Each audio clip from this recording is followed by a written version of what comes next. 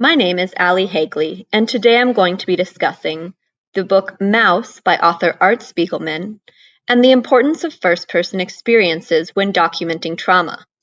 Please note that I have included excerpts from the book in several slides today, so please feel free to pause on any of those slides so that you may read the content as we discuss.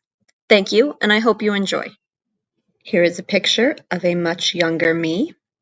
I will be graduating Carroll College in May of 2022 with a degree in political science and a minor in English writing. This is a picture I took of my copy of The Complete Mouse by author Art Spiegelman. Mouse is a graphic novel in which Spiegelman documents his father's traumatic experience living through the Holocaust. But first, before we cover that, let's go into more details on what exactly a graphic novel is. In this image from the website Drawing Words and Writing Pictures, Jessica Abel explains that a graphic novel is a long comic book and that comics are a medium for expressing information or artistic ideas that is defined by images used in a sequence.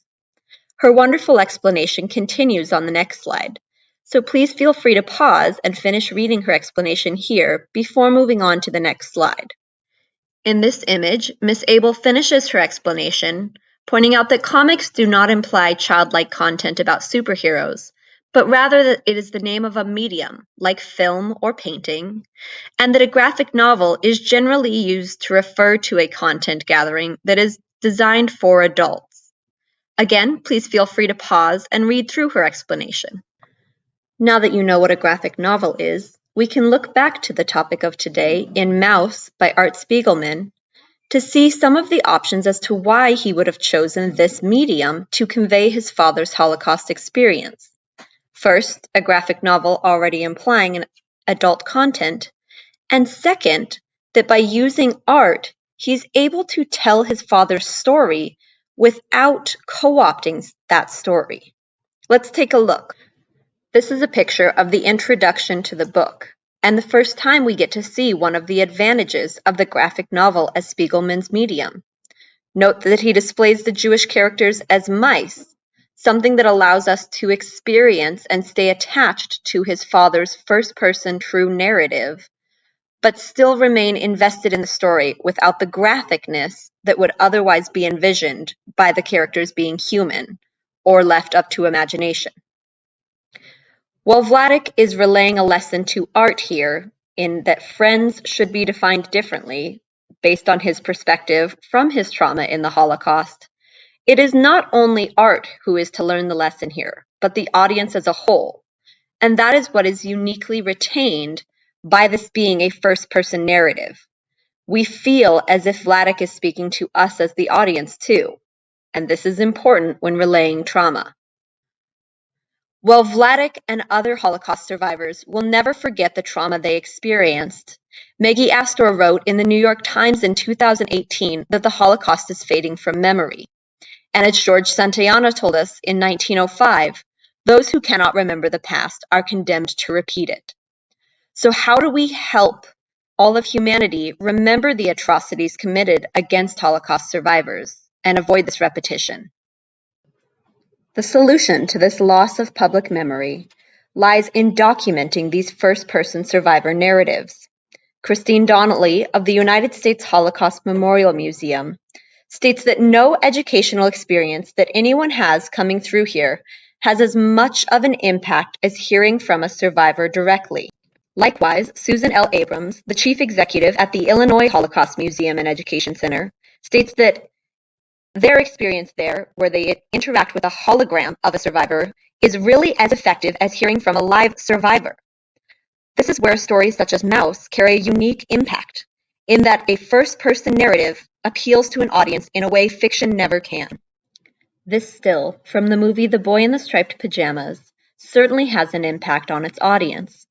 However, as author Hannah Randall points out, the events portrayed in the movie never could have happened. Therefore, the audience is able to walk out and forget the message, telling themselves it was fake, This level of comfort is something that you wouldn't get from a true first-person narrative, and that's why they're uniquely important. There is an authenticity to first-person narratives in the Mouse that we couldn't get from fiction.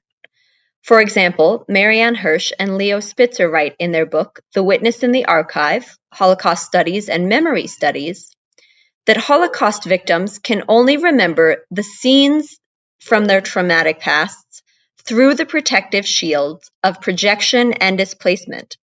And this is shown in scenes such as this one from Mouse.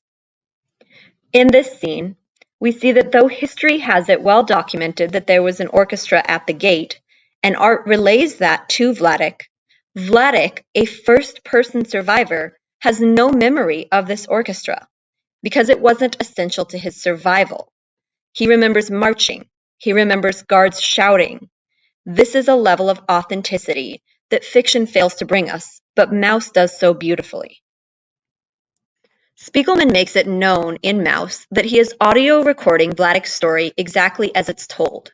And in scenes such as this first one to the left, we can see his frustration with Vladik's inability to remember specific timelines. But this is part of what adds authenticity to it. We get Vladik's direct retort, where he points out that they weren't wearing watches in the Holocaust. The timeline wasn't important to him.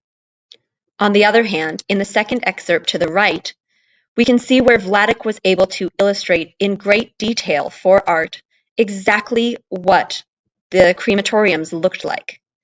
Again, remembering the things that were traumatic, the things that he'll never forget throughout his life, but forgetting the minor details. This is something uniquely authentic to his first-person narrative, and that Art relays to us clearly. In the article, Engaging Survivors, Assessing Testimony and Trauma as Foundational Concepts, Henry Greenspan and other contributors write specifically about studies on the Holocaust. Sarah Horowits contributes that the moral witness keeps the human toll in the center of the frame and contains a call to ethics for the listener. What she terms the moral witness is a first-person account, and we can see this displayed in these scenes from Mouse. Here, we can see that we are being told a true story. We're given the names, the details that make it real to us, and we're given what's honestly very graphic visuals. But because of his choice of animals as the characters, it's still digestible to the audience. So we're able to have this trauma relayed to us, this call to ethics, as Horowitz called it, but the human toll is still at the center of the frame. Claudia Wells wrote an article for Jewish Studies in the Nordic Countries Today, in which she states that seeing with the bodily eyes, or perception, includes imaginative seeing with the mind's eye, or conception. It is not merely passive. This is another attribute we get uniquely through Spiegelman's graphic novel, where he illustrates for us events that were not otherwise seen, such as his brother Rishu's death. In Happy Happy Ever After, the transformation of trauma between the generations in Art Spiegelman's Mouse, A Survivor's Tale, Victoria Elmwood states that Mouse's success as a hybridized narrative depends largely on his ability to claim the Holocaust without claiming to have experienced it. We've seen throughout today's presentation how we get uniquely Vladik's firsthand experience without it being co-opted and with it retaining its rawness. With that rawness and Art's telling of his father's story, we see why it is so important that we gather these first-person narratives, as Art himself ends Mouse 1 with an excerpt about his father having thrown away his mother's journal, and the fact that that is a first-person narrative that we will never get back, and it is a moment of history lost or murdered. Pictured here are the many sources ranging from historians to authors to psychologists in examining today why first-person narratives have a unique impact when relaying traumatic events of history, and why relaying these traumatic events is so important to remembering them and keeping humanity from repeating them. Thank you for watching.